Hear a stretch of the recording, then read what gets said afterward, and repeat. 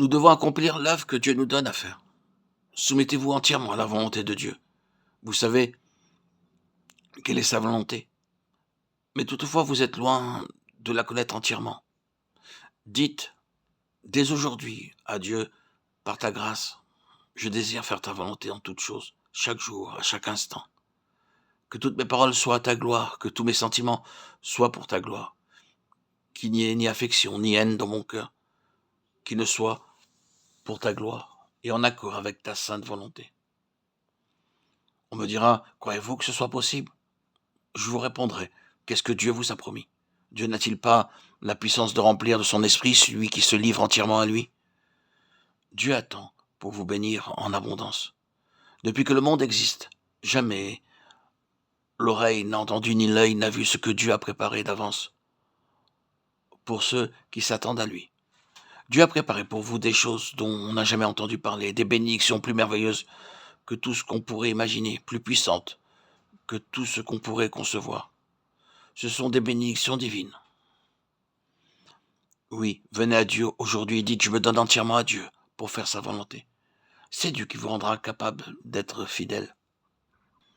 Seigneur, que tous mes sentiments soient pour ta gloire. Qu'il n'y ait aucune haine qui puisse être en infraction avec ta sainte gloire, si ce n'est la haine du mal. Que tout soit pour ta gloire, Seigneur, en accord avec ta sainte volonté. Et ainsi, Dieu nous bénira. Oui, il nous bénira.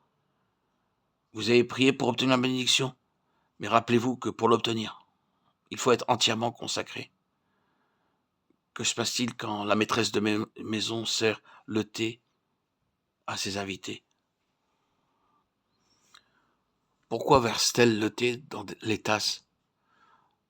Parce que la tasse est vide et que l'invité la lui donne pour recevoir du thé. Mais si l'invité versait de l'encre ou du vinaigre ou bien du vin dans sa tasse, la maîtresse de maison pourrait-elle la remplir de thé? Dieu peut-il nous remplir du Saint-Esprit? Peut-il nous bénir si nous ne sommes pas entièrement consacrés à lui? C'est impossible. Croyez que Dieu a de merveilleuses bénédictions en réserve pour nous. Si nous voulons venir à lui aujourd'hui en disant d'un cœur confiant, même si notre volonté est tremblante, Seigneur, j'accepte ce que tu demandes. Je suis à toi avec tout ce que j'ai. Je me consacre à toi entièrement.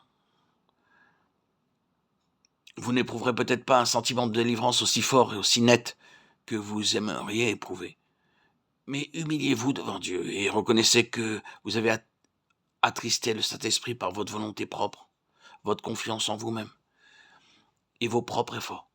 Acceptez ensuite ce que Dieu dit. Qu'en nous, c'est-à-dire en notre chair, il n'y a rien de bon. Rien ne peut vous aider, sauf une vie nouvelle venant en vous. Vous devez donc renoncer à vous-même, une fois pour toutes. Alors Christ viendra prendre possession de vous.